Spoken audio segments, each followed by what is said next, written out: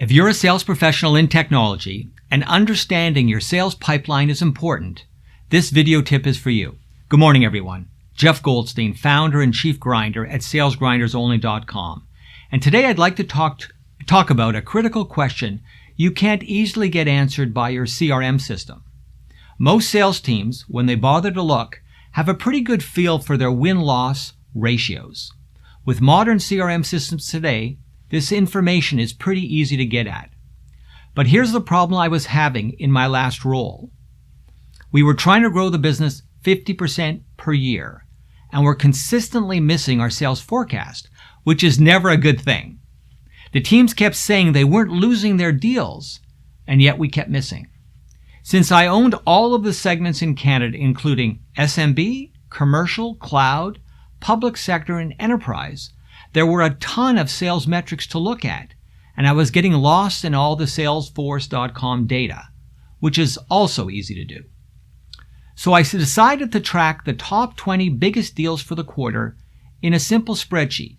These were the big deals that would move the forecast needle. To get really close to the big deals, I implemented a rigorous inspection process I developed called the Big Rock Review Process. I spent an hour crawling through each deal with the responsible sales teams, in addition to the time we were already spending inspecting the deals during the weekly forecast calls. What happened next really surprised me. At the end of the quarter, we'd won 25% of the big deal pipeline, about 5 of the 20 transactions. And as the reps were claiming, only lost one deal worth 5% of the big deal pipeline. A 5-to-1 is a pretty good win-loss ratio. But here's what really shocked me. 50% of the big deal pipeline we had at the start of the quarter got deferred to the next quarter or the quarter after that. These deals were forecasted but didn't close and got moved out. The remaining 20% of the big deal pipeline simply disappeared right out of the forecast and appeared in the dreaded closed other category. Not won or lost, just gone. So 70% of the big deals the reps were forecasting at the beginning of the quarter slipped out.